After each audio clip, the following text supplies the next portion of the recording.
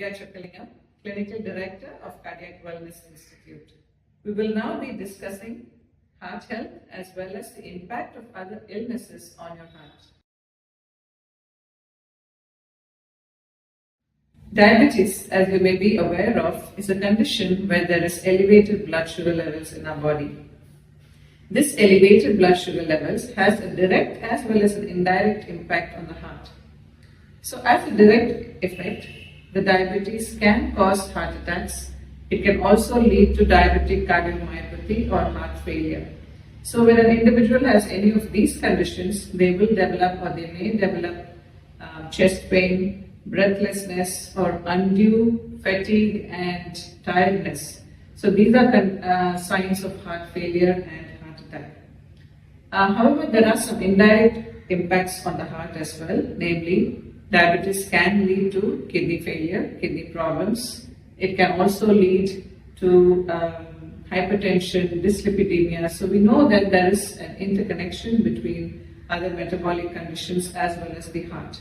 So overall, I think keeping the blood sugar levels under control and being on a correct management protocol is very important when it comes to taking care of your heart, especially in diabetic patients. Like cardiovascular diseases, chronic kidney diseases are also posing a major problem in the current scenario.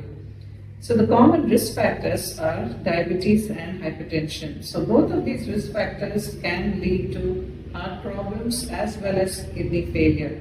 So there is almost always, quite often we see there is a coexistence of these two conditions, namely kidney problems and heart problems in several of our patients. We also see that kidney problems can lead to fluid overload in the body, which means there is a lot of excess fluid accumulation, and that can pose a threat to the heart. We also see that there are electrolyte disturbances in kidney patients, especially sodium, potassium imbalance, and this can also very significantly impact the heart. So we should be careful to monitor the heart health closely in chronic kidney patients.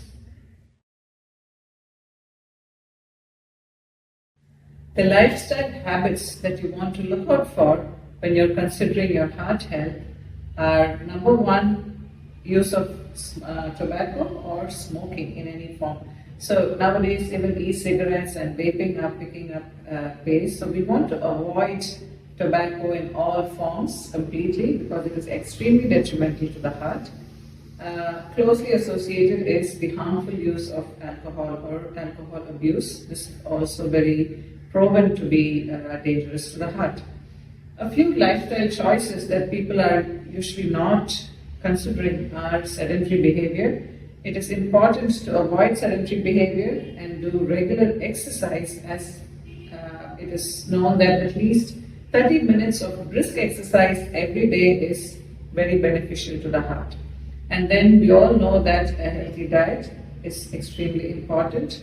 We know that chronic stress or poorly managed stress has a very deep impact on our heart health as well. So we need to learn some stress management techniques and follow them regularly. And last but not the least, good, adequate and good quality sleep is extremely important. So at least 6 to 8 hours of good quality sleep we should all aim for on a daily basis.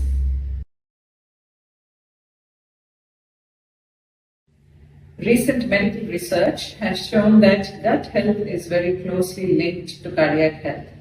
So when we talk about gut health, we are referring to the healthy bacteria that is present in our gut.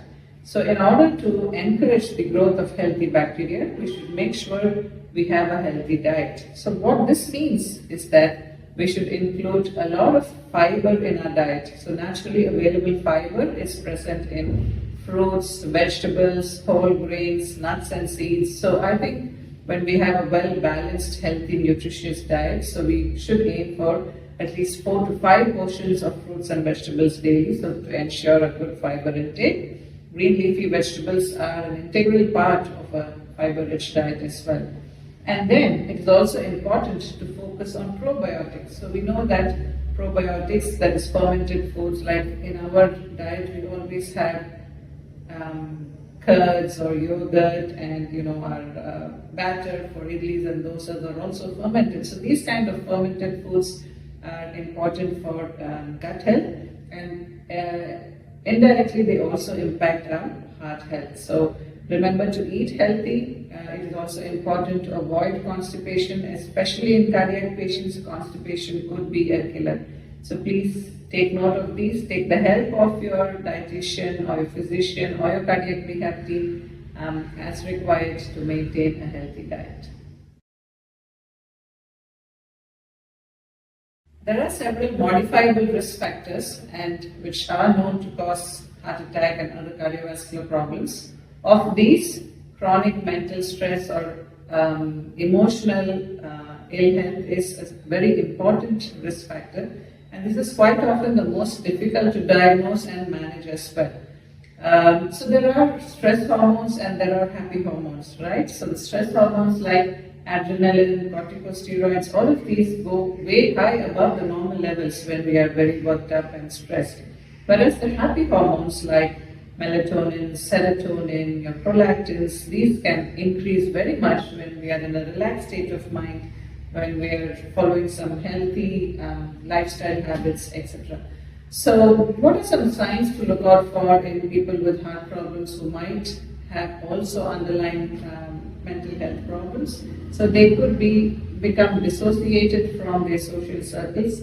They could have signs of extreme anxiety, or they might be overly worried and